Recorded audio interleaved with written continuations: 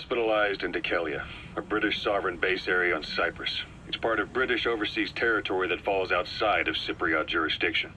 You got moved from Cuba's Little America right into Cyprus's Little Britain. Why Dikelia? The UK and the US remain close allies. The last place Cypher would think to look for you is inside their own system. That's what kept you safe in British military hospital for 9 years. The safest place from a whale is inside its own belly. You were a regular Geppetto. Well, it wasn't Pinocchio who led me out to safety. So who was that guy? Cypher went so far as to attack British territory, burning their own ally. That's how badly they wanted you dead. You said I was in a British military hospital, but the doctor had a Greek accent. They hire locally. Easier to trust them. Dikelia is also home to Greek Cypriots, after all. What about the Turks? They haven't returned to the south. Not yet.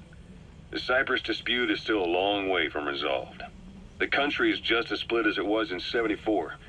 Turkish Cypriots in the north, Greek Cypriots in the south. Between them, the Green Line, the UN established. And Dikelia sits right on top of it. It does. Part of the buffer zone between the two groups. Another reason it was the perfect place to hide you. Easy to spot any outsiders snooping around. So how do things stand? Now, last year, the Turks declared that the Turkish Republic of Northern Cyprus is an independent state, though it's only Turkey that recognizes it. In the past, the Greeks and Turks lived side by side in the same villages. There are reasons to fight. Those came from the outside. Greece, Turkey, Britain, America, they all had their own stake in pitting the two sides against each other. But once you spark something like this, it's impossible to control. Both sides build up grudges like debt, without the foresight to see that each act of revenge just fans the flames. And then it's too late for other nations to rush in with peace talks. The embers keep on smoldering. Each nation's arrogance only breeds anarchy. The world is paralyzed by this hunger for revenge. Cyprus is no different.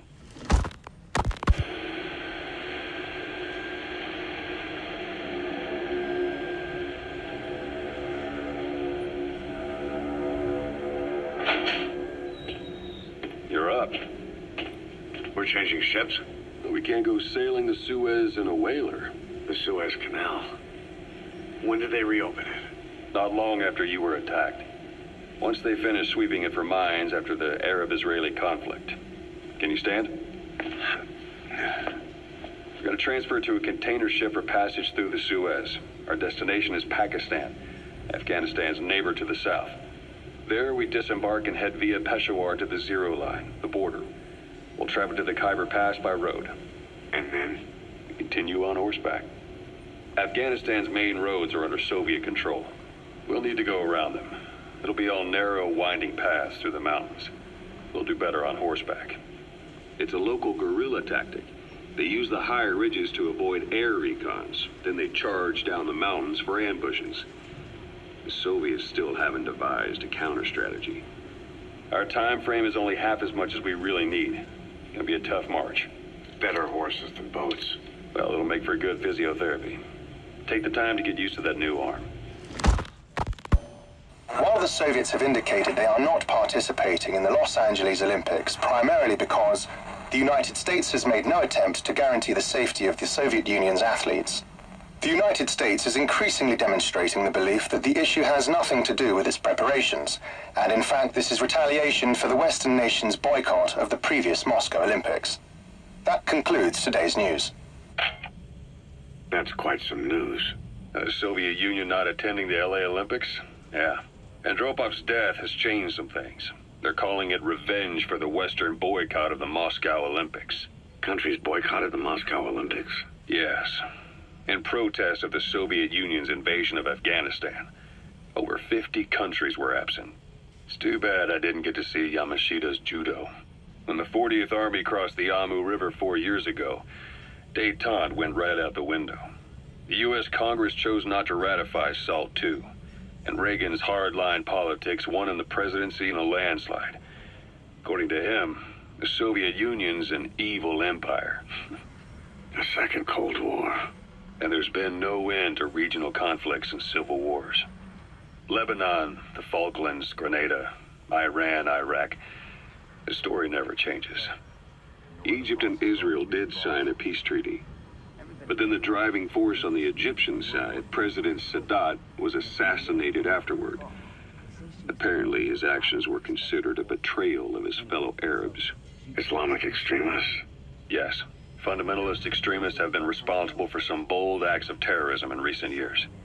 We've had extremist students in Iran take U.S. embassy workers hostage, and suicide bombings in Lebanon. Over 300 foreign soldiers stationed there have been killed. But countries have yet to develop an effective means of dealing with terrorism. Afraid of losing their own men, they've pulled their forces out, handing private forces a golden opportunity. Private forces? Small armies with no national affiliation, working for the highest bidder. That's right, they got the idea from you. After Mother Base went down, they began spreading to meet the soaring demand. Miller's organization is just one of many PFs now. The entire world is after you. But at the same time, it needs you too. Miller told me about what happened in the Caribbean 9 years ago. You do remember Miller. You'd formed a private army with him. An army with no allegiance to a nation. I remember, but... I see. You're not sure what's fact and what's a fantasy caused by the coma. It's still all a mess, huh? All I can do is tell you the facts as they were told to me. I've gone easy on you up until now, but this is where the hard stuff begins. 1974, the year before you entered your coma. You were in Colombia, operating with a small unit of men, basically mercenaries. Miller was among them. Miller was trying to find a way to turn his and your talents into a line of work. He was looking to start a business where you would fight on behalf of others around the world, those who needed military force. But the reality was, at that time, you didn't have enough gear to equip your own men. Then Miller came across this client. It was a huge job he was offering, but you had a shot at pulling it off. You accepted it and headed into Costa Rica. The client even threw in an offshore facility in the Caribbean. The Mother Base, that would be your new base of operations. Miller sure did have a head for business. As your mission went on, your unit grew and grew. More weapons, more money. Before you knew it, you were commanding 300 men. As the organization got bigger, your military powers swelled to match. It got so the international community couldn't afford to ignore you. You were just too damn successful for your own good. You, your men, had worn out your welcome. Everyone was out for you. East, West, First World, Third. It was only a matter of time before someone took you down. And that was XOF. Officially, they're an anti-terror unit under the CIA.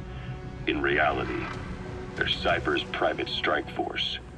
They lured you to Cuba using Chico, the Nicaraguan revolutionary kid, and Paz, a mole who worked for Cypher as bait. While you were gone, XOF, posing as a nuclear inspection team, stormed Mother Base. At the same time, C4 they placed on the strut legs went off.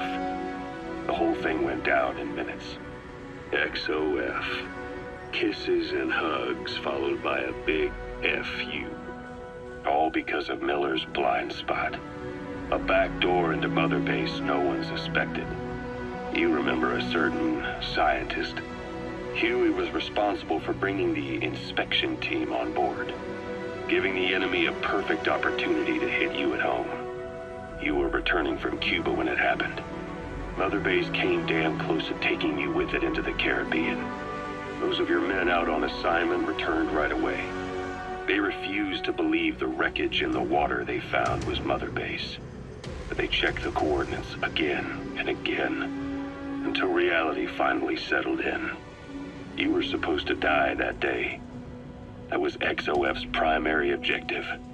As far as most folks know, you did. The first doctor to see you wasn't even sure what he was looking at. Before they'd even finished operating, your men moved you to that hospital in Cyprus. It was a woman named Eva who arranged that. Rings a bell, huh? Most men in your condition would have been written off right from the start. But you survived. You went straight down to hell, and they pulled you out. Your eye wide open. Full of venom. The days of naked Snake are long gone. Welcome back, Venom Snake. This world still needs you. Here, Snake, try this on. A prosthetic arm. Yeah, Miller was calling it the arm that wasn't there. The physiotherapy's going well. Your arm's bulked up enough for it to fit. There. Perfect. A little time with it, and it'll work better than the real thing. What do you think? Huh. I can still feel my real arm. Well, you better get used to this one quick. You have any pain? Every now and then. Where? My fingertips. My left fingertips. Sounds like phantom pain. Your brain still remembers your old hand. Yeah. What about your vision? Can you see okay? Yeah, at the moment. Now, the shrapnel in your skull is pressing on your optic nerve. I'm told any hard impact could have an effect on your visual cortex. Yeah. The doctor mentioned that. Your brain might process visual information incorrectly. In other words, you could have hallucinations. You might see things that aren't there, or not see things as they really are. You experience any of that? I think so. When? Right after I wake up. Colors look faded. Colors, huh? Well, that's not a major concern in and of itself, but it could mean the difference between life and death in the field. You'll need to watch out for that. I will. All right. You should continue your physio. We'll be arriving soon. It's the last chance you'll get.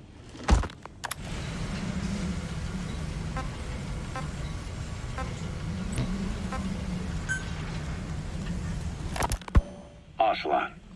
I hear they started calling you Shalashaska in Afghanistan. What's that about? You know the term Sharashka? It's slang for a suspicious, hastily thrown together organization. The word became associated with a type of forced labor facility in the Soviet Gulag system. OKB scientists and engineers who'd been convicted of crimes were sent to a Sharashka for forced R&D.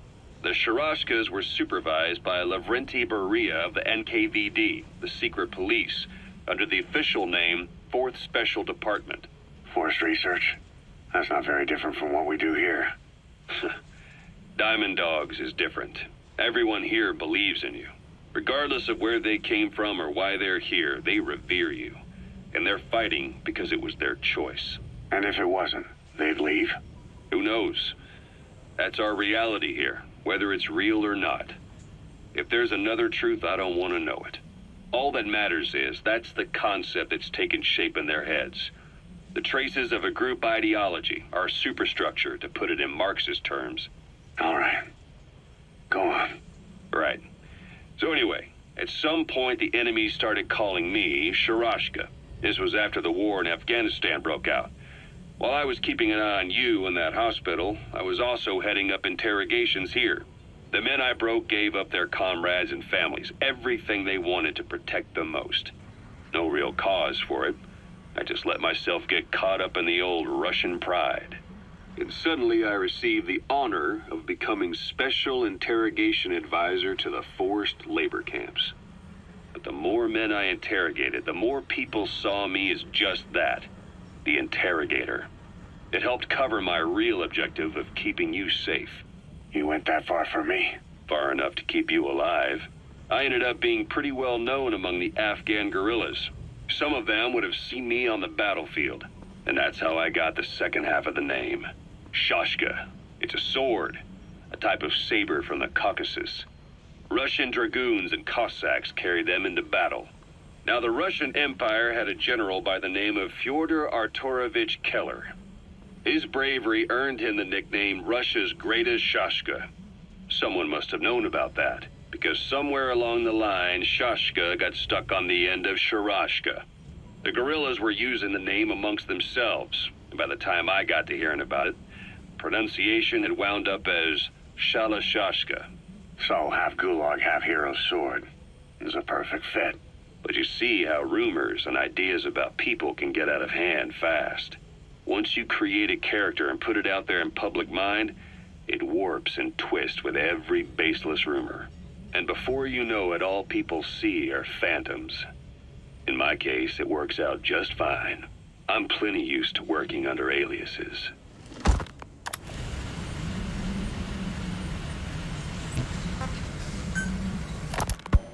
So SALT II still hasn't gone into effect.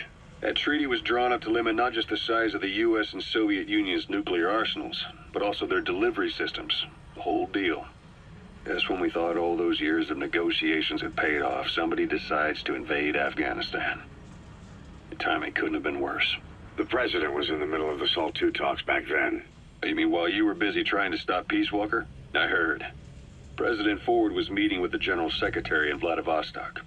In his absence, the political brass in America detected what they didn't realize was false nuclear launch data from Peace Walker, and were on the verge of ordering a retaliatory nuclear strike. Coleman's big idea? Humans are incapable of destroying themselves. Turns out he never knew what humans are capable of. If that AI, the boss, hadn't found a way to stop the fake data transmission, they probably would have gone ahead with the launch. Deterrence was revealed as the pipe dream it was. All thanks to you. And her. The U.S.-Soviet talks looked set to fall through. What happened in Nicaragua no doubt helped trigger a change of heart. But in the end... The times define the politics. When you've grabbed their tail, they turn and bite your hand. I first met you 20 years ago now. The place was Selenouyarsk in the Soviet Union. We were enemies. I was with the GRU. You were still fighting for America. 1964. Operation Snake Eater. Its objective? The assassination of the legendary soldier known as the Boss. When you returned home successful, they awarded you the title Big Boss. Your CO, Zero, sought to carry on the boss's will by covertly establishing his own organization. You knew the original members from Operation Snake Eater. From America, there was David O, or as he was to you, Major Zero. Donald Anderson, aka Sigint. Dr. Clark, who went by paramedic during the operation. And the fourth, you. From China, there was Eva. And me, Ocelot, from the Soviet Union. 6 in total. To us, government notions of friend and foe were meaningless. As were East and West, we joined forces by our will alone. Our objective was to fulfill the boss's dying wish, to make the world one. And to do it, Zero used the Philosopher's Legacy, the secret war fund you obtained during Operation Snake Eater. This organization would go on to become Cypher. I, on the other hand, was left with the problem. You only recovered half of the legacy. I had to locate the other half myself. When I found the funds, I passed them on to Zero, just as you wanted. I still trusted him in those days.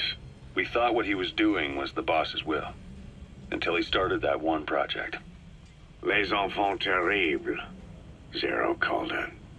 You parted ways, as did Eva, leaving only Anderson and Clark still with him. I maintained limited contact, although truth be told, we were just keeping tabs on one another. The reason was always you. After you returned to the Army and created Foxhound, you left America. For a time, even I'd lost track of you. I'd imagine Zero did too. You always were the best when it came to hide and seek. Zero created Cypher, an information network to tap into every corner of the globe. Woven together, Cypher's arteries make the world just one big organism. And that's not all. It also monitors the thorn in Zero's side. That's you, tracking your coordinates wherever you might go. The further you strayed from your roots, the larger Zero became. It's as if he was trying to close the gap between you. But before long, he disappeared from public life. Only a few people had direct contact with him. For a time, I was one of them. Then a year after you fell into your coma, he slipped out of sight entirely. Since then, nothing. No photos, no recordings, not even a reliable rumor as to his whereabouts. I tried every method I could think of, but Zero was gone. Freed of his control, his creation, his power continued to grow. Cypher is a great beast, and Zero was its spine. But even without him, it's endured, evolved. But now its body is rotting, riddled with parasites. Parasites like the ones who attacked you 9 years ago in the Caribbean, and then at the hospital. Cypher's Black Ops Unit, XOF. They learned where you were and came to wipe the slate clean.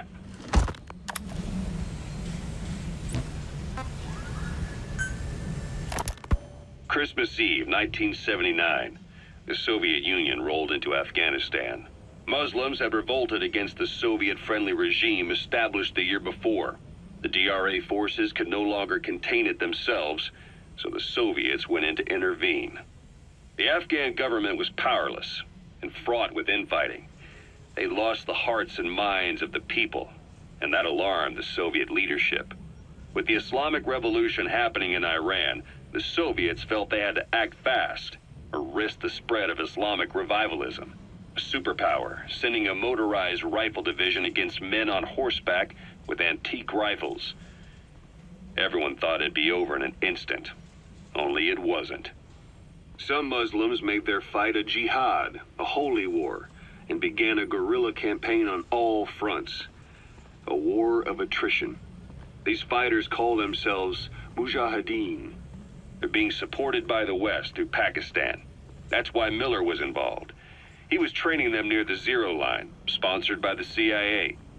The war has become a nightmare for the Soviet troops stationed here. They thought they'd be headed home in 6 months at the most. Then a year passed. 2 years.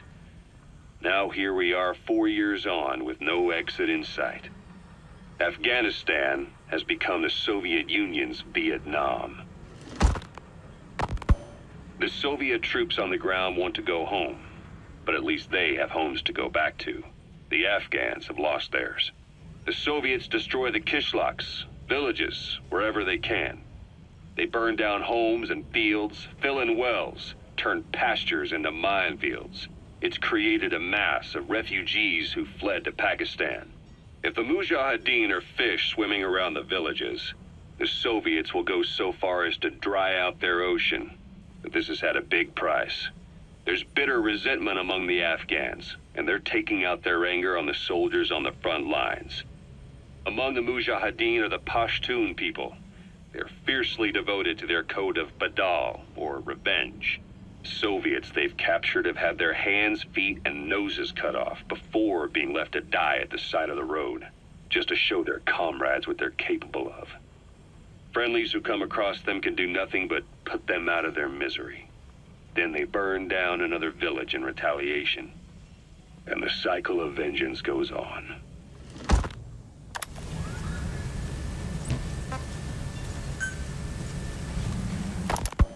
This war, the Kremlin never expected to have this much trouble against the Mujahideen. Afghanistan is a tribal society. Tradition demands that its people stand up to any outsiders who set foot on their land. With the honor of their people at stake, they have everything to fight for. No matter how hard the Soviets hit them, they continue to appear out of nowhere, striking back, then vanishing again. But there's one thing even the Mujahideen fear. Every last one of them. The Soviet gunships. They're highly maneuverable and equipped with massive firepower. Plus, the underside of the fuselage is heavily armored. The Mujahideen can barely scratch them with their small arms.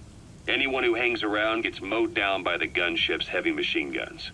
This new honeybee weapon that was given to the Hamid fighters, it's no doubt something to help them strike back against the gunships, which makes it a weapon that could change the course of the war. Those guerrilla fighters known as Mujahideen don't actually belong to a single organization. Afghanistan is a multi-ethnic country. You've got the Pashtuns, the Tajiks, Uzbeks, Hazaras, and each of them is split into their own tribes, large and small. Each ethnicity has several rebel organizations that their various tribes gather under. They're united under the banner of jihad, but that doesn't mean they work like a single standing army. Just look at the area around Smasi Fort. A lot of Tajiks used to live there, but they fled after the Soviets started their scorched earth campaign. With the area uninhabited, the Hamid fighters, who are Pashtun, decided to move in. The Hamids are based out of the city of Peshawar. We passed through it on the western edge of Pakistan.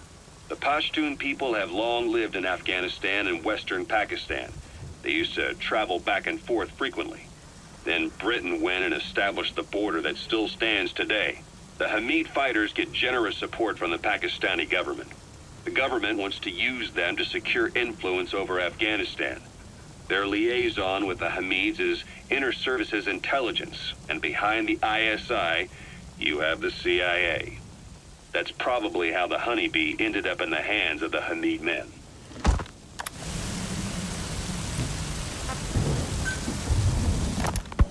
Kaz, what about the unit that attacked us in the mist? You knew something about them. That wasn't my first run-in with them. It happened right before I was captured by the Soviets. We were on the zero line that day, the Afghan side, on our way back from training the Mujahideen at a mountain camp in Kunar province. There's a lot of that work in Afghanistan. Most PFs shy away from it because it draws too much attention. But for us, that was the whole point. The job itself went great. We just had to make it back to a tribal area in Pakistan. But all of a sudden, visibility got real bad. It was no sandstorm.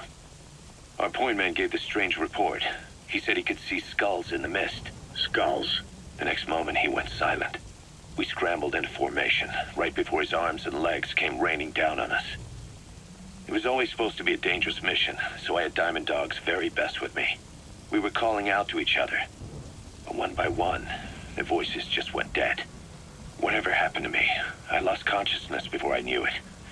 When I came to, I was in a Soviet camp, tied to an interrogation chair. Could they be some new Spetsnaz unit? No. The ones that interrogated me were just the average rank and file. Whatever group attacked us, the way they moved was just insane. And that mist, appearing out of nowhere. The Soviets don't have tech like that. If they did, Ocelot would have heard about it. I doubt the West does either. Otherwise, the folks at Langley would be sleeping a lot easier. Why'd they come after you? Wish I knew. I'm the only one who survived. Though I don't think they planned it that way. If I was their target, they wouldn't have just handed me over to the 40th Army. Whatever the case, we need to watch our step until we know who they really are. And boss, if you ever do run into them again, don't try to take them on. You just get the hell out of there. When I first started dealing with Zero, with Cypher, it was a somewhat parasitic relationship, though a mutually beneficial one. Cypher had no army of their own, so they wanted us. They wanted our strength. They approached me as a potential business partner. But they had other motives. Cypher coaxed us into Central America, into that U.S.-Soviet proxy war, to fuel Mother Base's growth. Once we were big enough, they'd force us to join them. That was the plan. That's why they had Paz, still Zeke. Right. And if we refused, she would use Zeke to fire a nuke from Mother Base. The world would consider us a liability, and countries would unite to destroy us. We stopped the launch. And yet they still took us down, through that fake inspection they orchestrated to cover up their sabotage. That power Cypher wanted. We don't have it anymore.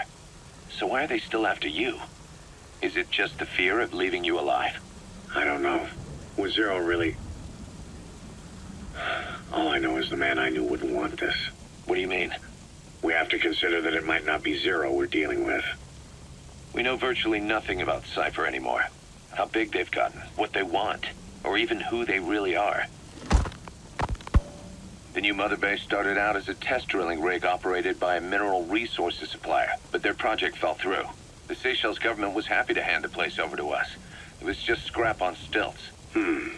So with a few dummy construction companies set up as fronts, we started renovating the half-finished rig. From the outside, it looked like the project was back on rails. Kaz, you... What? I see what you're doing. Recreating the Mother Base we had 9 years ago. Only this time. That's right.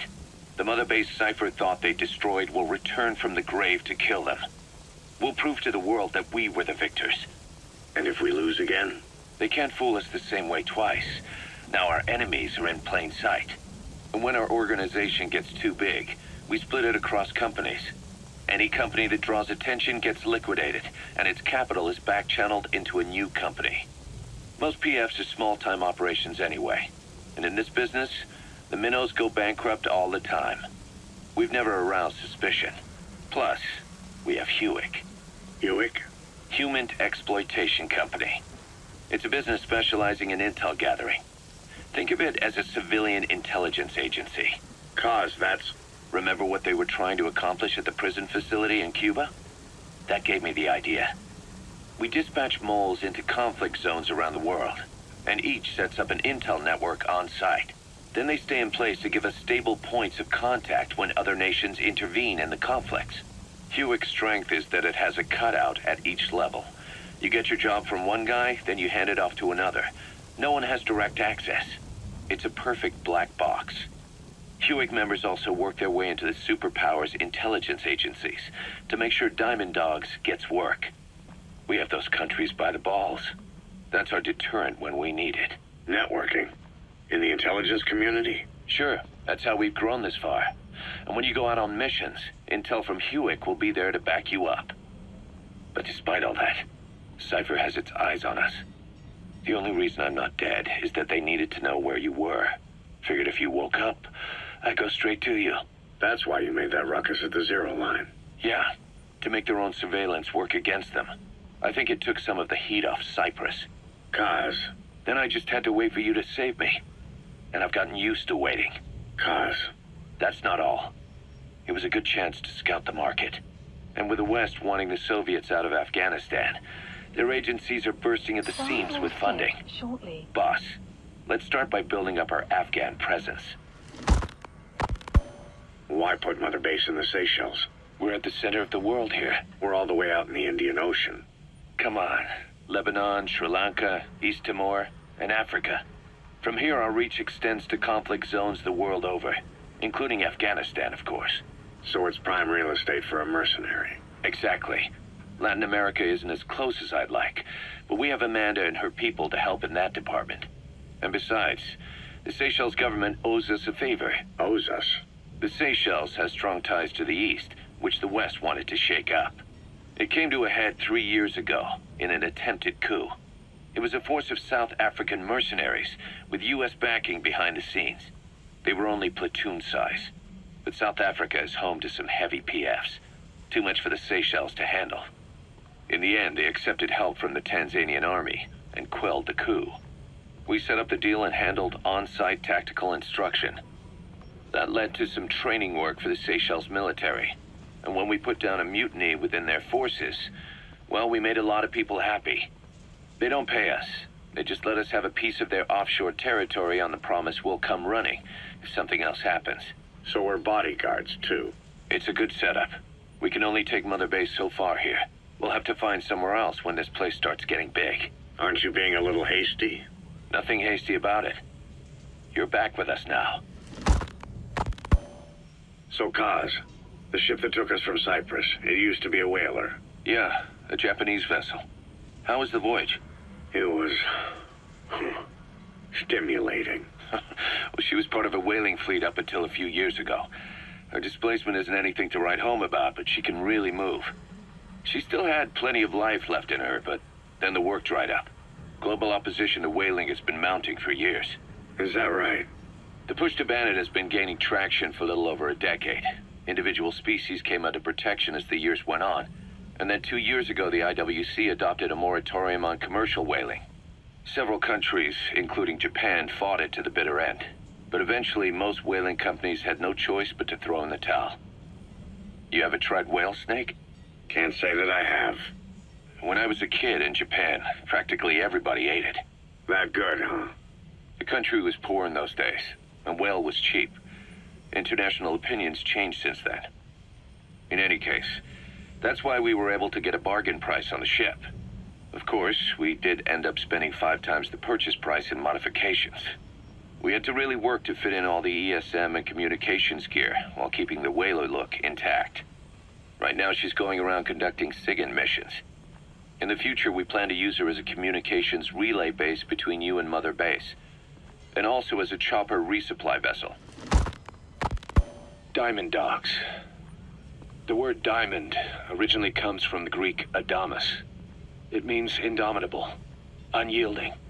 Other words for the stones often mean eternal bond, fortitude, or purity. The same is true of the Star of Bethlehem flowers you laid on the boss's grave. They represent innocence, as well as chastity. yielding to no man while maintaining one's virtue. In other words, staying loyal to something.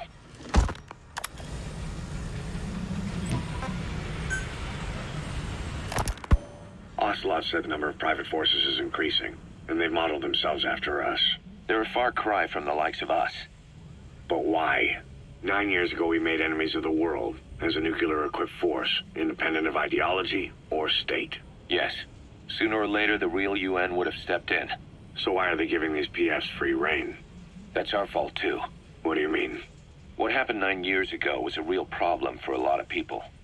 An organization as big as ours, with our facilities, was wiped off the map. Not an easy thing to hide. But if our existence came to light, so would the names of our clients. We had contracts all over, east and west, from superpowers to banana republics, the lot. Our clients denied all association with the likes of us. They had to make sure things didn't blow up on them. But at the same time, they missed us. They really missed us. The demand for armies for hire was as strong as ever. The international community turned a blind eye to what happened to us, despite still needing people who could do our jobs. History couldn't afford to lose us. As soon as we were gone, they needed a replacement. So private forces spread everywhere. And they're all just a phone call away. But still. I know. PFs are totally different from what we envisioned.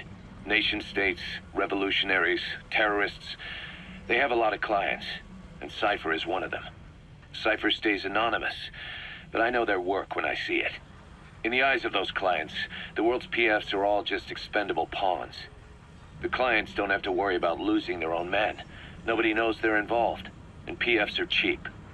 In short, the world is chewing up soldiers and spitting them out. Even some of the old Mother Base's survivors are still working for PFs. Some guys created their own smaller forces. Others were taken on by emerging PFs. Everybody's gone their separate ways. But none of them are living their dream, because they're not fighting with you. Of course, I tried to headhunt as many of them as I could for Diamond Dogs. It was all a waste of time. They said they weren't interested without you to lead them. But now you're back. And everything's gonna change. We'll unite all private forces under you, transcending nations and economies. What is a nation? Just a patch of dirt. The bonds among us will surpass nations, and that's what'll put the world under our control. We'll establish a new kind of country, redefine the very concept of it. Even Cypher will be below us, an extraterritorial federation of military nations. The United States of Force. Once word of Big Boss's return starts traveling, that'll be our true deterrent against Cypher. In other words, no one will dare to come gunning for you. How do you figure? Cypher lacks a large-scale fighting force. PFs are the perfect tool for them. But those PFs revere you, the legendary Big Boss. If Cypher killed you now, they wouldn't take it lying down. Maybe they'd even go looking for revenge, but they definitely wouldn't keep doing Cypher's dirty work, even if it put their lives at stake. That's why it's no longer a benefit to Cypher to get rid of you. The very fact that you're alive is our greatest defense against Cypher. Nice to know. It'll buy us some time while we get back to full strength. Just keep in mind that what I'm saying is generalizing a lot. In practice, the PFs around the world don't know your face. Just declaring that you're Big Boss won't be enough to convince them. And if they see you as an enemy, they'll come at you with everything they've got. Some hero. That's why you need to bring them back to Mother Base. Show them on your terms that you really are the one and only Big Boss. Once you've proven that, they won't hesitate to join us.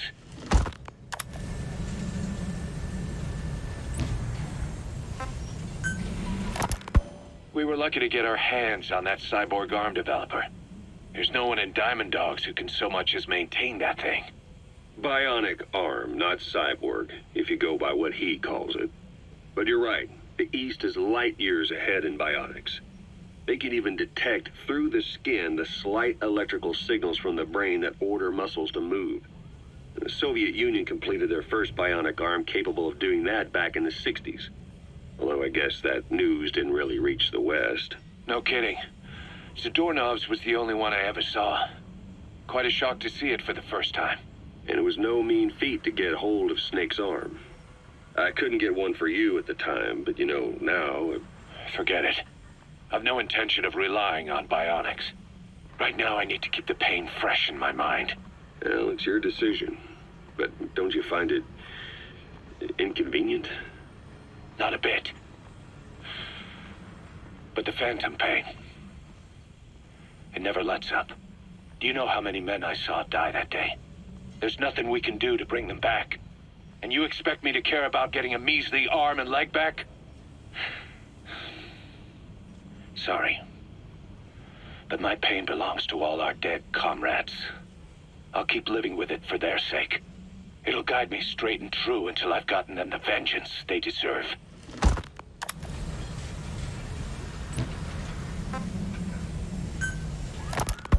Snake, do you remember Amanda? Yeah, I do.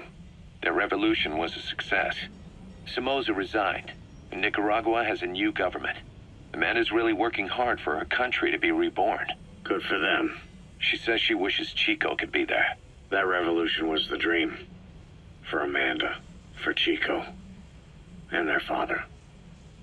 That chopper was no place for Chico to die. I'd like to at least think history will remember his part in the revolution. When you pick up a gun, there's always a chance you'll die for nothing. He knew that as well as the rest. Now that he's gone, it's up to the rest of us to decide what it was all worth. If we don't, there's nothing to prove that Chico ever lived at all. We're his mark on the world. Amanda told us that Strangelove contacted her after the revolutionaries came to power in Nicaragua. Strangelove, the AI researcher from Mother Base? I remember her. We'd lost touch with her, till Amanda heard from her out of the blue. She told Amanda she wanted to salvage Peace Walker's drive parts, or something from the bottom of Lake Nicaragua. Amanda passed the request on to her friends in the new administration. She's a national hero now, after all. So Strangelove got a Soviet military aircraft to transport something to somewhere. But apparently the cargo wasn't big enough to have been Peace Walker itself. So what was it? Who knows? We recovered Peace Walker's nuclear warhead ourselves 9 years ago. What could Strangelove have been after? Amanda said she didn't mention what her reason was or where she was headed. Nicaragua is a socialist state now. And with Amanda vouching for her, the government didn't feel the need to concern itself with the details. All Strangelove told Amanda was that she was going to continue her research, and that the rest was a secret. Right before the attack, Huey was in the control tower to prepare for the inspectors. He was with them when it all went down. The control tower collapsed with the rest of it strut. His body was never recovered, but he was the one who met the inspection party when they arrived. And he was the one who showed the nuclear inspectors to the tower. You remember the way it went. First he recommends we agree to the inspection, then he gives them the okay without our permission, all the time acting as if he was doing us a favor. On top of that, he even had the guards disarmed that day. It would send the wrong message, he said. Whatever the angle, it all leads back to Huey. I curse my own stupidity for not realizing sooner. Huey escaped with that unit by chopper. I've been hunting him for 9 long years. The other reason I was operating around Afghanistan was to dig up his location. Huey's in Afghanistan? Yes, and I have a good idea where. Now we just wait for the right moment. This time, we'll be the ones using him. He's going to tell us who our guests really were that used a fake nuclear inspection to blast our home into the ocean.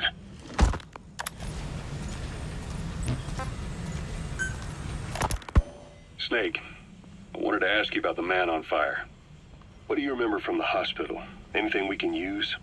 Well, he took off the moment the sprinklers started up. Sprinklers? The fire system? And when he got sprayed with water from the burst pipe, it slowed him down. When we escaped on horseback, he wouldn't cross the river either. And then it started to rain. And he disappeared. Water against fire. Is it that simple? I mean, it makes sense. It's just hard to believe it would work on a guy like that.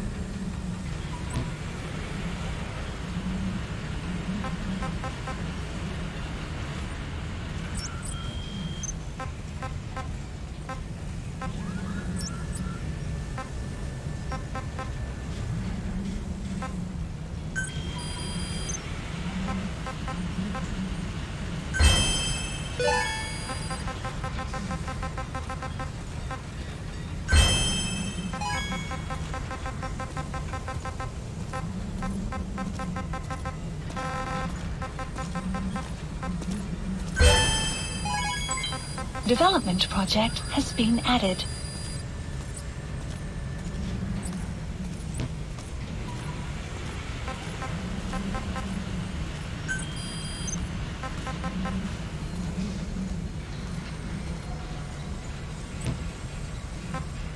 Please select a mission.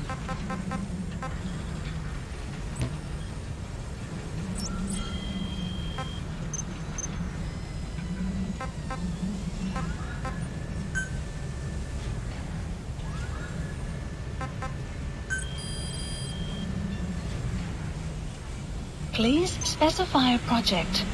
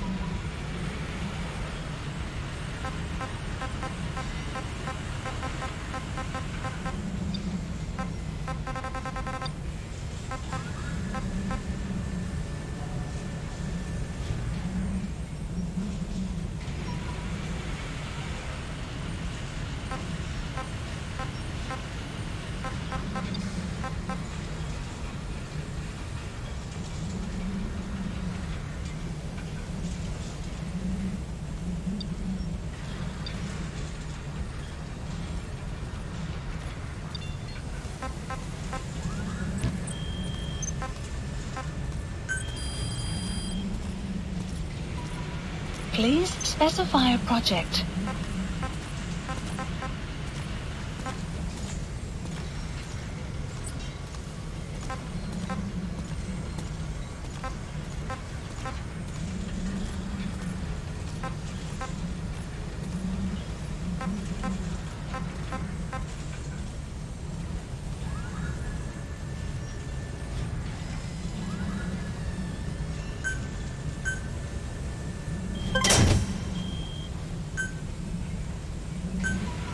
Please select a drop point. Supplies requested. Supply drop complete.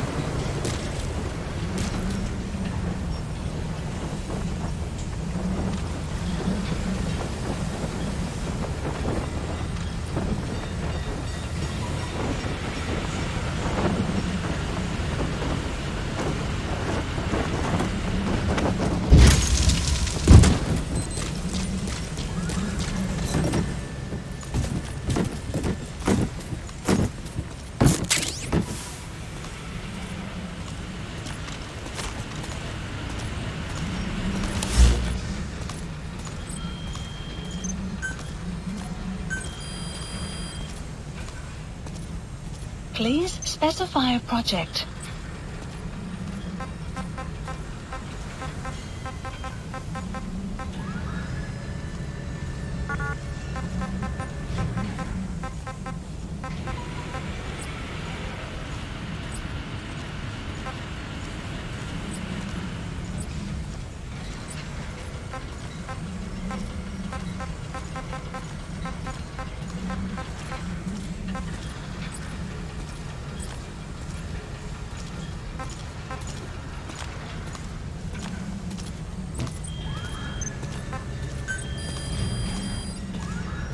Please specify a project.